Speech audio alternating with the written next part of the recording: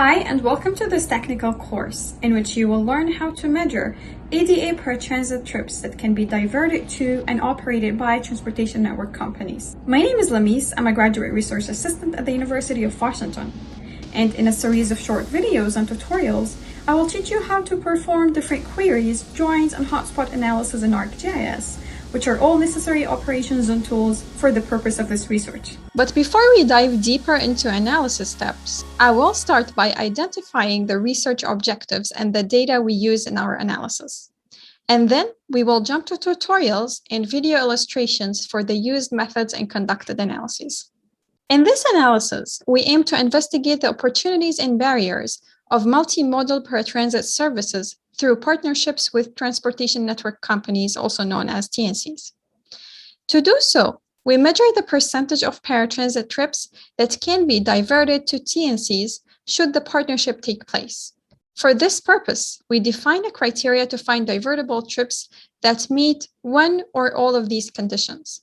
First, trips should not exceed the subsidy amount offered by transit agencies to TNC trips, which is specified here by King County Metro as $40 per trip. The second condition is that trips should not require physical assistance from the TNC driver beyond embarking or disembarking from the vehicle. The third condition is that trips, if diverted, should not reduce the efficiency of Access Paratransit, which is a conventional paratransit service offered by King County Metro.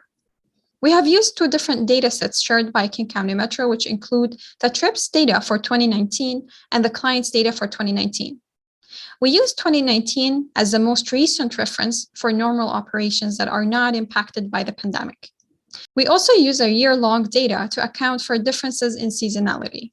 The following slides and videos will show you a step-by-step guide to conduct a similar analysis. The guide will include data collection and preparation for the usage in ArcGIS, attributes calculation, including distance, time intervals, assistantship, and the count of passengers, applying the different three conditions mentioned earlier, and building different TNC transit agencies partnership scenarios using these conditions.